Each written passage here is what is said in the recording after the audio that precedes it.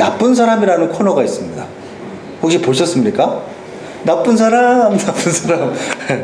그 내용은 항상 형사와 이 범죄자가 등장을 하고 이 형사가 범죄자를 딱 취조하는 장면에서 시작을 합니다.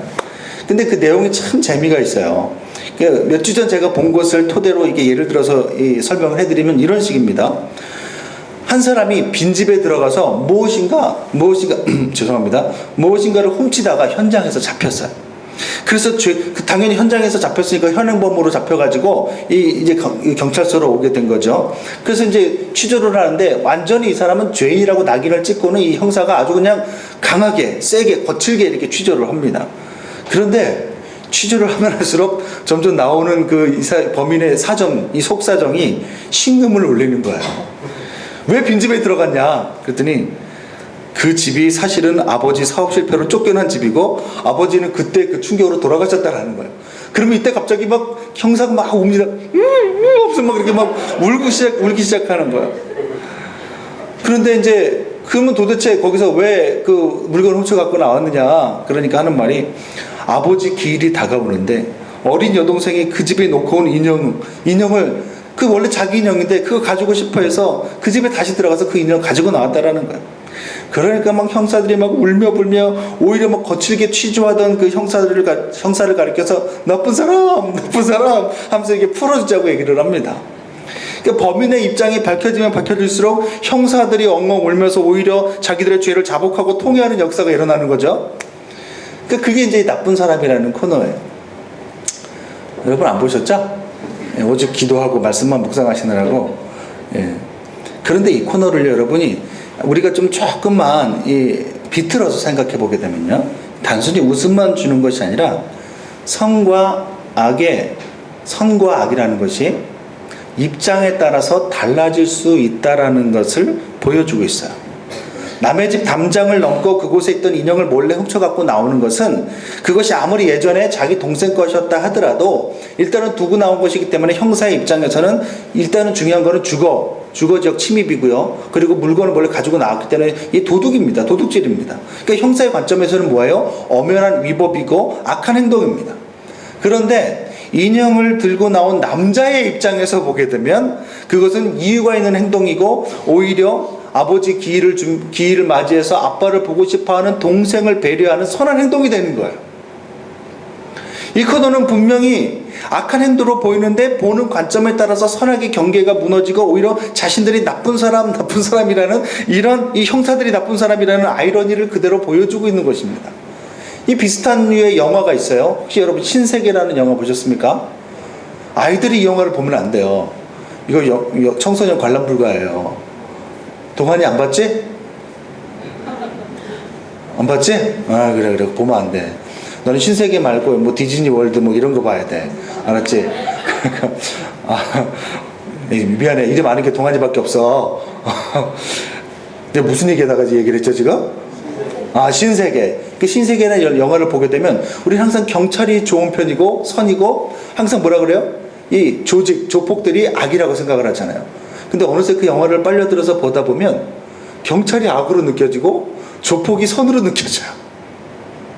오히려 조직 사회에서는 의리가 있고 서로 생각해 주는 것들이 있는데 배려해 주는 것들이 있는데 오히려 경찰 세계에는 그것이 없이 너무 냉정하고 너무 위법을 밥 먹듯이 하는 게 드러나는 거예요. 뭐예요? 선과 악이 모호해지는 거예요, 갈수록. 실상 이런 관점으로 보게 되면요, 우리가 생각하는 선과 악의 개념이 너무나도 상대적일 수 있다는 것을 우리가 알게 됩니다. 여러분, 과거 일본의 총리였던 이토 히로부미를 암살한 안중근 할아버지에 대해서 우리는 구국의 영웅이요, 선인이요, 의로운 일을 행하신 선비라는 그런 뜻으로 의사라고까지 우리가 부릅니다. 그래서 안중근 의사라고까지 불러요. 하지만 이 같은 이 사건에 대해서 이토 히로부미가 저격을 당한 이 같은 사건에 대해서 일본 측에서는 어떻게 생각할까요? 일본 측에서는 안중근 의사를 자신의 나라 총리를 암살한 살인범 그 이상 그 이하도 아닌 거예요. 그러니까 악한 사람이죠. 그 나라 입장에서. 우리가 일본 사람이라면, 한국 사람이 아니라 과연 우리가 일본 사람이라면 안중근 의사에 대해서 우리가 감히 선한 사람이라고 과연 얘기할 수 있을까요? 도대체 뭔 얘기를 하려고자 하는 걸까, 저 목사가 오늘. 이처럼 입장이나 관점에 따라서도 선과 악이 달라질 수 있지만 사회적 상황이라든가 아니면 그 시대의 흐름에 따라서 선과 악의 정의가 또 달라져요. 여러분, 이게 좀 연수하신 분들은 좀 약간 듣기가 안 되는데, 우리나라도 과거에는요, 일부 다처제를 용인하고 오히려 능력 있는 남자의 상징, 돈 있는 남자의 상징으로 여겼어요. 하지만 지금은 시대에서는 어떻습니까? 일부 다처제는커녕 그랬다가는 이 법에 걸려가지고 이 곤욕을 치르게 됩니다. 무슨 말입니까? 시대적 상황과 문화적 정서에 따라서 선과 악이 또 달라지더라는 거예요. 이렇게 점점 이렇게 모호해지니까 갈수록 사람들이 어떤 의식을 하게 되느냐면 절대적인 선과 절대적인 악은 없다. 그러니까 대부분의 사람들은 그렇게 생각한 거예요. 점점점. 그러면서 하는 말이 개인이 선하고 좋다고 여기면 그것이 선이요 행복이라고 생각하기 시작하는 거예요. 문제는 이것이 심각해지면서 다른 사람은 생각하지 않고 자기의 좋은 대로만 행동하는 사람들이 많아서 요즘 그런 사람들을 요즘 찍어가지고 동영상도 많이 올리지 않습니까? 그런 사람들 보면 정말 말도 안 되는 분들이 있어요. 얼마 전에 그 4월 달에 27개월 된 그 지향이라는 아이, 여러분 보셨습니까? 엄마가 25살인데 이 아이가 사망한 이유가 뭐냐면 뇌출혈이에요. 하도 지속적으로 아이를 집어던지고 그렇게 해가지고 결국은 원래 남편이랑도 살다가 헤어지고 새로운 남자랑 만났는데 그 남자 역시도 23살짜리 어린아이. 이 사람 살다가 그럴 일, 이게 뭐예요? 그러면서도 경찰에 잡혀가지고 진술하는데 옆에 있는 고모는 펑펑 우는데 이 엄마는 안 우는 거예요. 전혀 그것에 죄책감을 못 느끼는 거예요. 뭐예요? 내가 좋으면 선이라는 거예요. 내가 좋으면. 내게 좋은 것이 선이라는 거예요. 이것이 점점 보편화되면요, 이 사회는 갈수록 엉망이 되어갑니다. 심각한 일이죠. 내가 좋으면 선이라는 거. 이 문제는 이런 선과 악에 대한 이기적이고 그릇된 생각들이 신앙의 세계까지 침범을 하고 그 잘못된 지식으로 성경까지도 제멋대로 해석을 하려고 한다는 거예요. 이것은 신앙뿐만 아니라 인생에 있어서도 매우 심각한 일입니다. 여러분, 선과 악에 대한 단순한 여러분의 생각은요, 단순히 생각으로 그치는 게 아니에요. 무엇이 선한 것이고 무엇이 악한 것이다. 여러분이 생각하는 기준들이 다 있잖아요. 그 기준에 따라서 반드시 그 선과 악에 대한 기준이 그 사람 전체의 인생을 좌우하고 그 사람을 이끌어가는 방향성이 되어버린다는 거예요, 여러분. 그 선과 악에 대한 이 기준, 여러분의 생각에서부터 모든 삶의 행동과 선택이 나오기 때문에 그래요. 그리고 그것은 반드시 사회나 아니면 가정이나 공동체에 영향을 끼치게 되어 있어요. 그 영향이 선한 영향이면 좋겠지만 대부분 악한 영향을 끼치기 때문에 더더욱 가정과 공동체에 나쁜 영향을 주게 되어 있습니다. 예를 들면 이런 겁니다. 대기업에 다니는 직장인이 있었어요. 남부를 곳이 없었죠. 그런데 잘 다니다, 대기업 하면 우리가 얼마나 부러워하는 기업 아닙니까? 그런데 그곳 안에서도 여전히 아주 그릇된 잘못된 선악에 대한 가치를 가진 사람들이 많이 있어요. 그런데 이 사람이 그 회사의 고위직, 힘있고 파워 있는 임원들로 인해서 그 회사의 모든 비리에 대해서 이 사람이 다 뒤집어 쓰고 회사에서 쫓겨나게 되었어요. 당연히 이 사람은 뭐라고 생각해요? 정의는 이긴다, 진실은 이긴다 생각하고 아니라고 얘기를 하고 투쟁을 해도 결국은 힘있고 파워 있는 사람들의 이 힘의 논리에 의해서 결국은 밀려나고 만 거예요.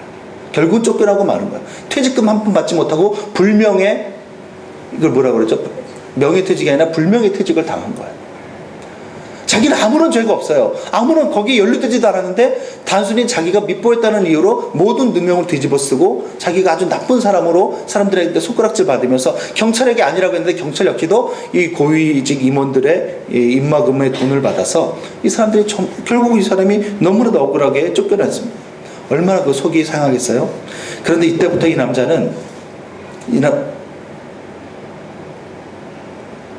남자는 객관적 선과 악은 없다. 절대적인 선악은 없다. 그러면서 어떤 생각이 어떻게 바뀌었냐면 무조건 돈 있고 힘 있고 파워 있는 사람이 선이고 그 사람이 법이다. 이런 생각을 바뀌어버린 거예요. 그래서 그때부터 아이들을 가르치기 시작하는데 아이들을 그런 생각을 가지고 애들을 가르치기 시작하는 거예요. 그래서 아이들을 아예 학교까지 뭐라 그럴까, 좀 돈 있고 파워 있는 사람들이 많이 다니는, 저기 어디 가면은 뭐뭐하리라 초등학교죠. 뭐뭐하리라 초등학교. 예. 그쪽으로 이 집 주소를 집 주소를 옮기기까지 하면서 아이들에게 인맥을 만들어줘야 얘가 나중에 파워 있는 힘 있는 사람이 된다고 얘를 그쪽을 학교로 옮기고, 온갖 과외 등을 통해서 아이들의 성적을 관리하기 시작하고, 무조건 여러분 생각하는 좋은 대학교 거기만 나오길 바라고, 그 다음에 유학까지 보내고, 아무튼 어떻게 하든지 간에 자기 자식이 돈 있고 파워 있고 힘 있고 그런, 정말 그런 사람이 될 수 있도록 아이를 키우는 거예요. 자기 자녀들만은 자신이 당한 그 정말 억울한 일을 당하게 하고 싶지 않은 거예요. 그에게는 돈과 파워와 신분이 바로 절대 선으로 느껴졌기 때문에 그래요. 그런데 여러분, 이것이 선한 것이 아니라는 것은 여러분이 더 잘 알 것입니다.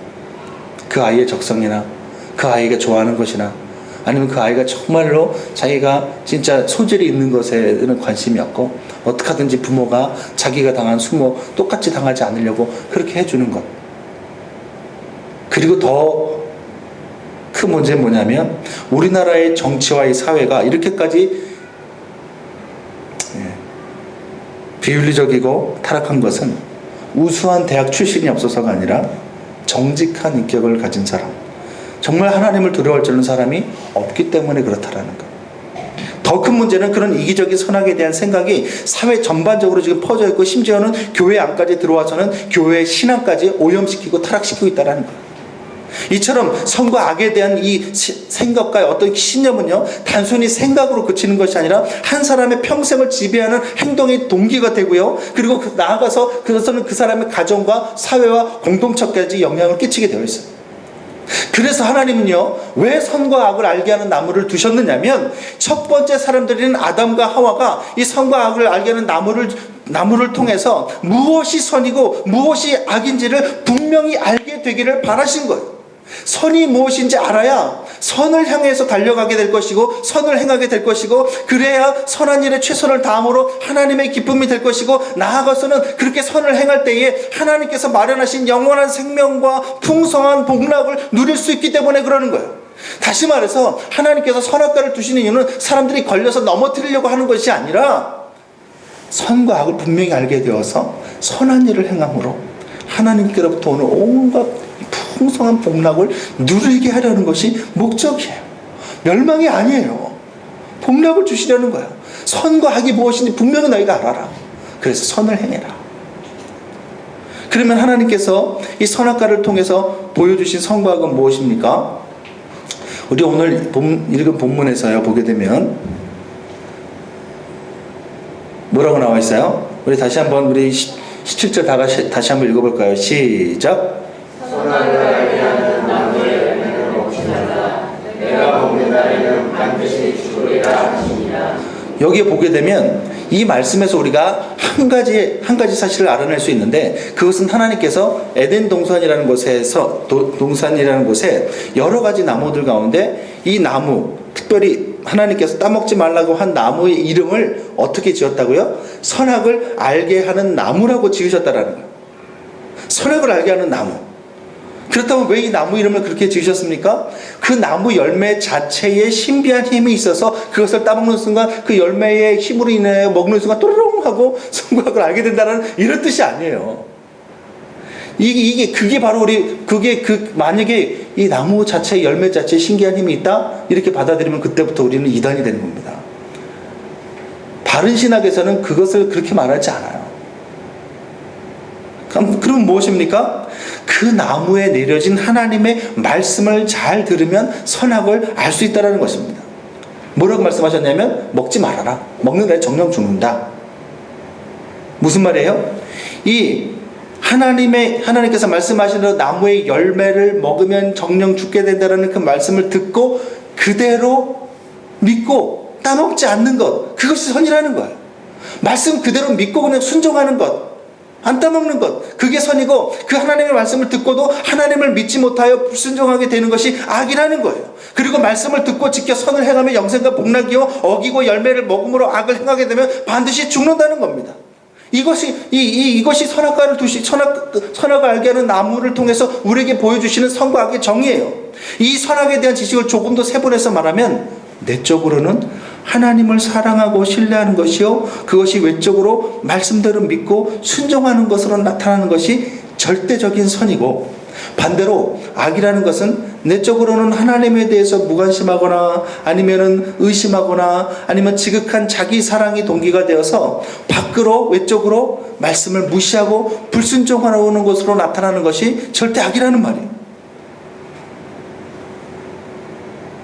어떻습니까? 여러분 좀 이상하지 않습니까? 우리가 평상시 선과 악 했을 때 생각하는 개념과는 전혀 달라요. 달라도 너무 달라요. 그 말은 우리가 그 정도로 성경적인 선과 악에 대해서 잘못 알고 있다라는 뜻입니다. 그래서 아까 초대에 말씀드렸듯이 그렇게 선과 악에 대해서도 잘못 알고 있으니까 상황과 입장에 따라서 달라지는 선악 개념이 나와버리는 것입니다. 왜 그런 일이 발생하는 거예요? 그것은 우리가 선악을 결정하고 바라보는 기준이 성경적이지 않고 하나님께서 정해주신 대로 보지 않고 사람을 기준으로 정했기 때문에 그래요. 무슨 말이냐? 제가 대학교 때 섬에 봉사하고 복음도 전하러 간 적이 있어요. 근데 섬도 멀어도 너무 멀어요. 전라남도 완도에서도요, 배를 타고 2시간을 더 들어가요. 그리고 거기 도착해서도요, 마을까지 세상에 그 많은 악기와 그 모든 짐들을 가지고 거의 1시간 반을 또 쫙 걸어서 이 섬의 반대편으로 가야 돼요. 그래야지 거기 조그만 마을이 있는데 한 40가구 정도가 모여서 살더라고요. 당시 그것분들은요, 빗물을 받아서 식수로 사용을 하셨고요, 전기도 자가발전기를 돌려가지고 사용을 하시더라고요. 그리고 마을분들 대부분이 물고기를 잡아서 생계를 잇는 분들이었습니다. 우리 팀은 거기서 어떤 봉사를 했냐면, 여러분 톳이라고 알아요? 톳?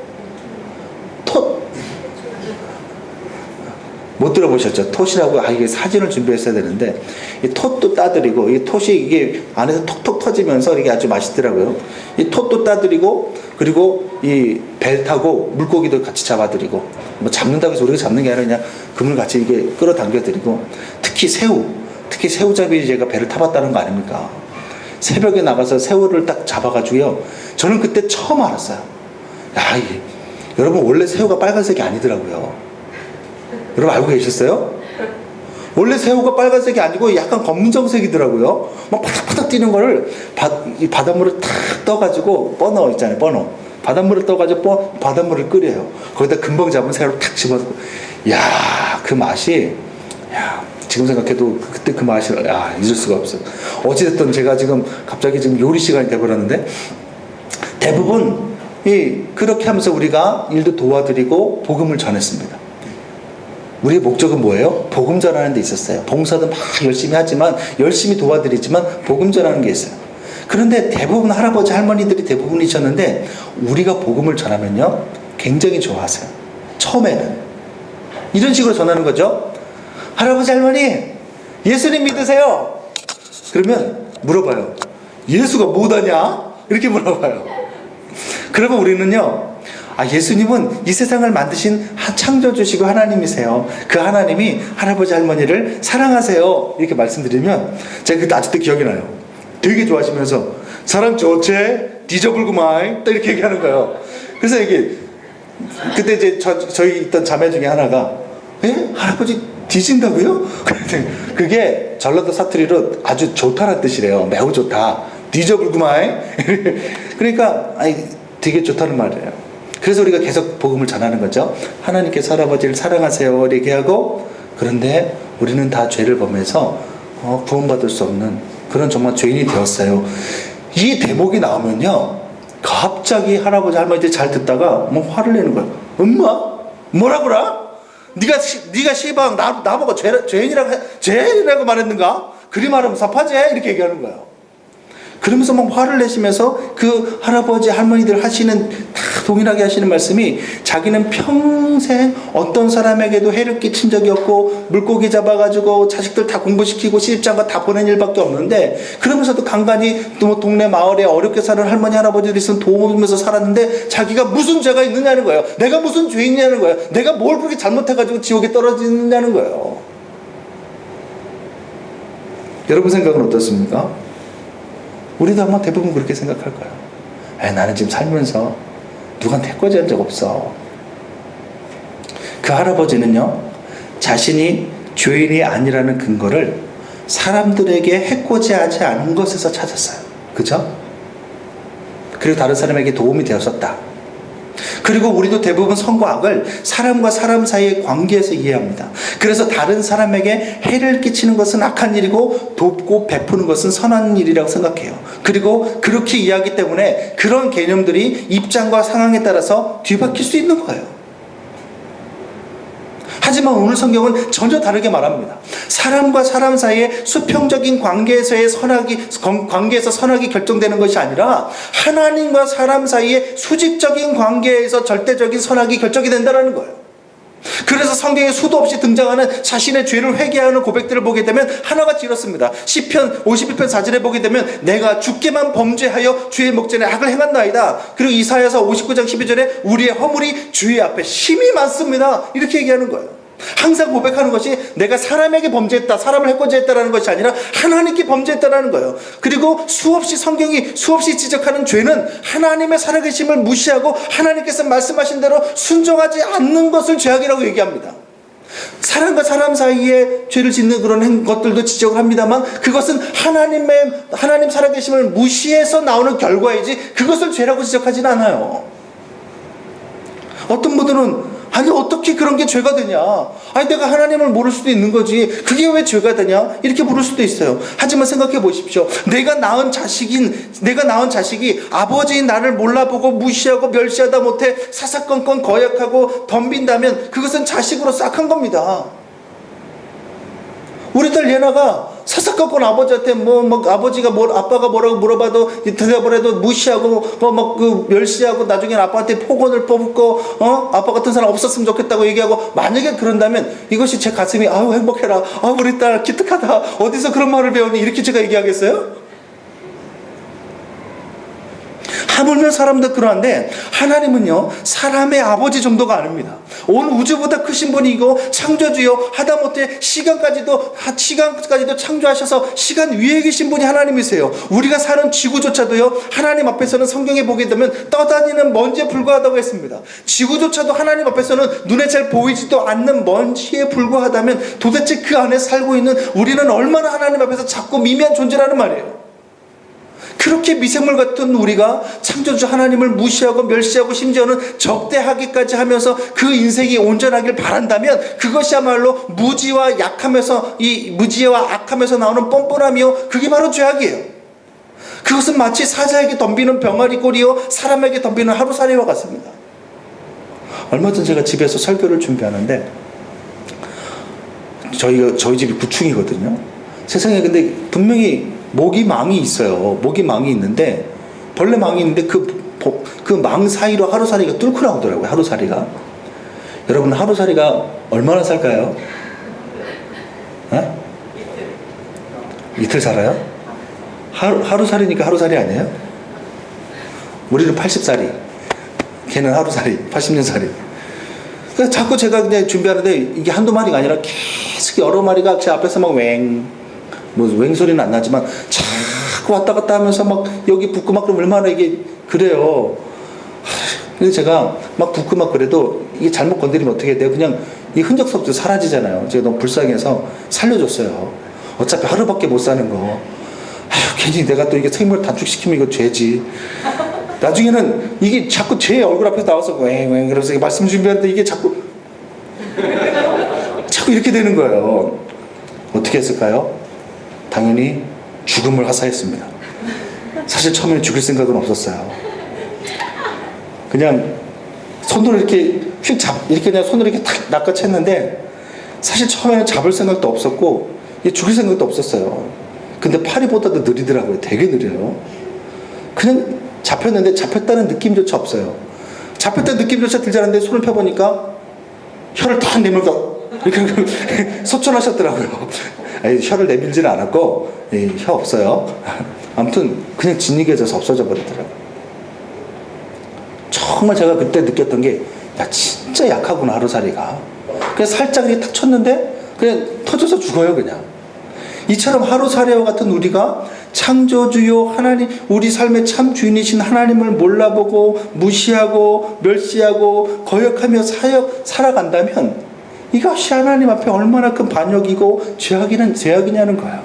이런 죄악을 얼마나 싫어하셨으면 하나님께서 그런 죄악을, 하나님을 무시하고 몰라보고 하나님 섬기지 않고 사랑하지 않는 죄악이 얼마나 싫으셨으면 예수님이 우리 대신 우리의 죄와 형벌을 뒤집어 쓰셨을 때에 분명히 하나님의 아들이심에도 불구하고 너무나도 처참하게 십자가에서 죽게 하셨어요.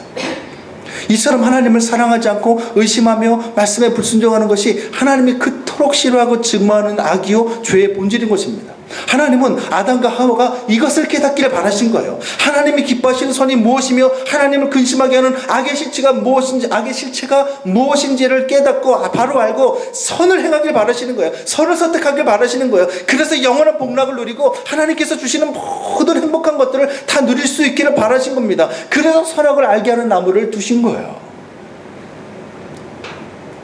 그렇다면 이 말씀이 오늘 사는 우리에게 주는 교훈이 무엇입니까? 그것은 우리 역시 선악에 대해서 성경적으로 알고 따라야 한다는 것이에요. 사람에게 잘하고 못하고가 선악의 기준이 아니라 하나님을 사랑하고 말씀대로 순종하는 것이 선이라는 것을 받아들여야 된다는 거예요. 그리고 반대로 하나님보다 내 생각을 우위에 두고 내 판단으로 결정하여 움직이는 것이 악한 것임을 받아들여야 된다는 거예요. 따라서 세상의 논리와 돈의 논리로 움직이고 결정하는 것이 아니라 하나님의 말씀의 가치관대로 믿고 움직이고 노력할 때에 그 삶에 복락이 있고 행복이 있고 하나님께서 도우시는 역사가 나타난다는 것을 우리가 받아들여야 된다는 거예요. 그것이 하나님을 사랑하고 신뢰하는 증거라는 것을 알아야 된다는 겁니다. 여러분, 아담과 하와가 왜 실패했습니까? 정령 죽는다는 하나님의 말씀보다 죽지 않는다는 사단의 말을 더 믿을 만하다고 생각했기 때문에 그래요. 죽는 것이 아니라 분명 하나님께서 정령 죽는다, 반드시 죽는다라고 말씀하셨는데 죽는 것이 아니라 사단의 말대로 자기 자신들이 하나님과 같이 된다라는 이 사단의 말을 더 믿고 신뢰했기 때문에 결국은 불순종한 것입니다. 그것이 악이 되어서 이들을 정령 죽게 만든 거예요. 또 있어요. 출애굽한 이스라엘 1세대 사람들이 여러분 가나안에 못 들어갔어요. 여러분 그거 알고 계세요? 출애굽한 이 사람들이 10하루면 11일이면 가나안에 도착할 수 있는데 애굽에서 출애굽해가지고 10가지 기적도 경험을 하고 홍해도 건넜는데 이 사람들 결국은 40년 동안 이 광야에서 유리방황하다가 1세대 사람 엄마 아빠들이 다 죽었어요. 그렇게 하고 결국 가나안에 들어간 사람들은 출애굽 2세대들이 들어갔습니다. 왜 1세대들이 가나안에 들어가지 못하고 전부 다 광야에서 엎드려 죽었는지 아십니까? 가나안 땅을 쳐서 점령해라. 내가 너희들과 함께 할 것이다. 그들은 너희의 밥이 될 것이다. 라고 하나님께서 말씀하셨는데 이 하나님의 말씀을 따르지 않고 너희들 가면 죽어. 너희들 전쟁 무기도 없잖아. 너희들 전쟁 경험도 없잖아. 전쟁 지략가도 없잖아. 야, 그 가난한 사람들도 얼마나 기골이 장대한지 몰라? 그 사람들 앞에 가면 우리는 메뚜기와 같아. 너 메뚜기랑 사람이 싸우면 누가 이겨? 사람이 이기잖아. 우리 가면 다 죽어. 이 반대자의 말에 귀를 기울인 거예요. 하나님의 말씀, 가나안 땅 쳐들어가. 너희들에게 무기 없어도, 그런 거 없어도 너희들 이길 수 있어. 왜냐하면 내가 너희와 함께 할 거야. 이 말씀 듣고 갔으면 되는데 안 가는 거예요. 못 간다는 거예요. 그러니까 결국은 광야에서 엎드러지고 만 것입니다. 하지만 반대로 전쟁 경험도 없고 무기도 전무하고 지략가나 용사도 거의 없는 상황이지만 하나님의 말씀에 의거해서 저들은 내 밥이다, 저 산지를 내게 주소서 하고 선포하며 나아갔던 유일한 딱 두 사람, 200만 명 중에 딱 두 사람, 누굽니까? 여호수아와 갈렙만은 가나안 땅에 입성하였고 전쟁할 때마다 정말로 무기도 없이 승리하게 되는 기적을 경험한 겁니다. 여러분, 어떤 상황에도 하나님의 말씀을 믿으십시오. 그리고 그 말씀대로 따르고 순종하십시오. 그러면 정말 그렇게 됩니다. 말씀대로 됩니다. 믿음대로 됩니다. 정말 하나님의 영광을 보게 될 것이고 하나님의 기적을 보게 될 것이고 정말 세상이 뭐라고 얘기하든지 간에 하나님의 말씀의 원리를 따라가면 정말로 그렇게 이루어집니다. 근데 사단은 그렇게 하지 못하도록 우리를 막고 방해하죠. 그것은 다음 주에 하게 될 거예요. 마지막 한 권사님을 간증만 얘기하고 마칩니다. 어떤 권사님이에요?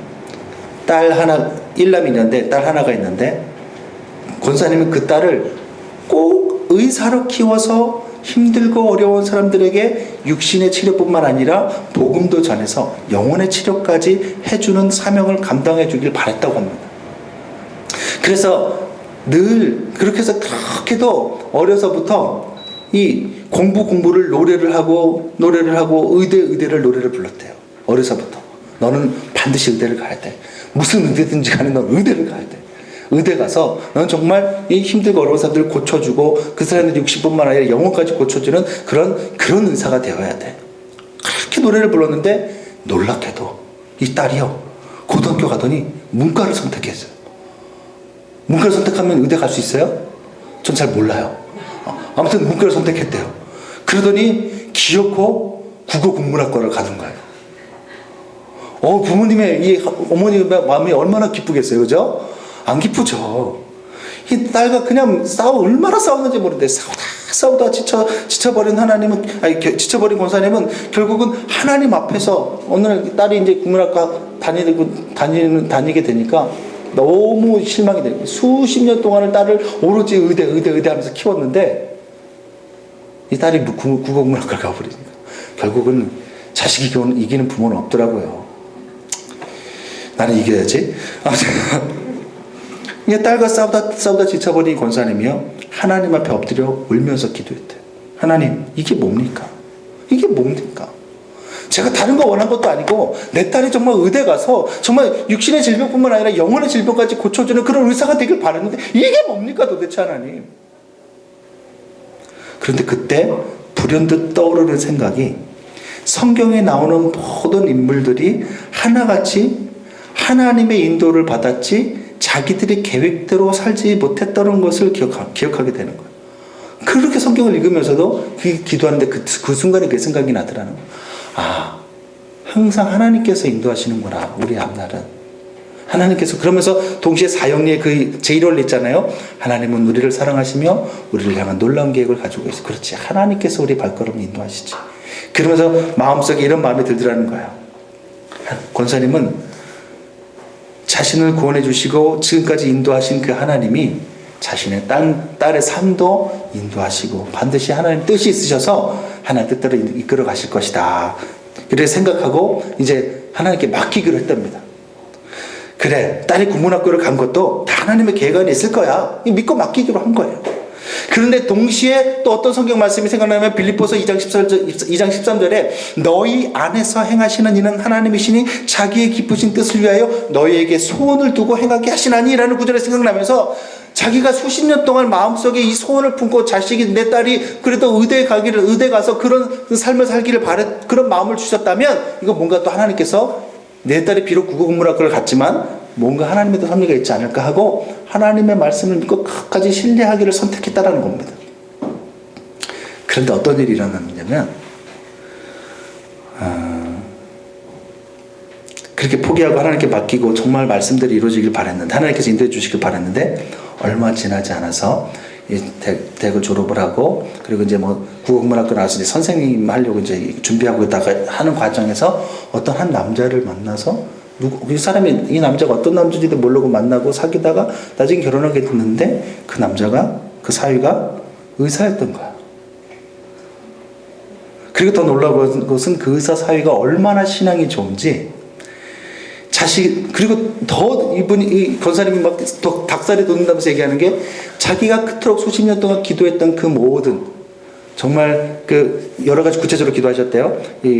정말 어렵고 힘든 사람들에게 의술을 무료로 시술을 해주고 그 사람들에게 복음도 전하고 그리고 또 그 자기 개인 병원을 가져서 거기에 따로 전층을 이 선교사님들에게 아니면 목사님들에게 쉬실 수 있는 공간을 내어드리고 이런 생각을 하고 있었는데 정말 권사님이 한 마디도 안 했는데 그 사회 의사가 얼마나 신앙이 좋든지 매년마다 2차례씩 그 힘들고 어려운 사람들한테 무료 시술을 하고 그리고 그분들에게 항상 하나님 살아계시다고 복음을 전하고 그리고 개인 병원을 개업해서는 지금 동탄에 개인 병원을 개업을 했거든요. 다건병원이라고 있어요. 다건병원이라고 있는데 거기 3층에 선교사님들을 위한 쉼터까지 마련해서 무료로 선교사님들이 오시면 거기서 숙식하실 수 있도록 만들어줬더라는 거예요. 그러면서 하시는 말씀이 하나님 내가 바라는 대로 되지 않았지만 내가 말씀대로 믿으니까 제가 바라는 대로 되었어요. 이렇게 말씀하시는 거예요. 무슨 말이에요? 어떤 상황에서도 이 권사님은 처음에 하나님이 그렇게 원망스러웠지만 이 말씀대로 하나님 그의 말씀대로 내 딸을 인도하실 것이다. 그리고 말씀에 보니까 뭐라고 나와요? 하나님께서 우리에게 소원을 품고 기도하게 하시고 행하게 하신다고 했는데 이런 소원을 내게 수십 년 주신 거 보아하니 하나님께서 또한 이것을 이루실 것이다 라는 믿음이 있었는데 그대로 정말 되더라는 것입니다. 여러분, 상황이 정말 힘들어지고 어려워지거든 예수님이 나를 사랑하셔서 나 같은 죄인을 위해서 생명까지 내어주셨으며 그리고 그 예수님이 나와 함께 계시며 그 예수님이 우리에게 이 말씀을 주셨다는 사실을 잊지 마십시오. 여러분, 말씀대로 믿고 말씀대로 정말 따르고 순종하게 되면 정말 우리는 그것이 선이고 그것이 하나님께서 기뻐하시는 일이고 그럴 때 정말로 하나님의 기적이 나타나는 경험을 하게 되는 것입니다. 어떤 경우라도 말씀을 따르십시오. 세상의 소리를 따르지 마시고 말씀의 소리를 따르세요. 그럴 때에 하나님께서 아담과 하와에게 하나님을 기뻐하고 말씀대로 순종하는 것을 선택했을 때 주시기로 약속했던 그 모든 복락들이 우리에게도 그대로 임하게 되는 것입니다.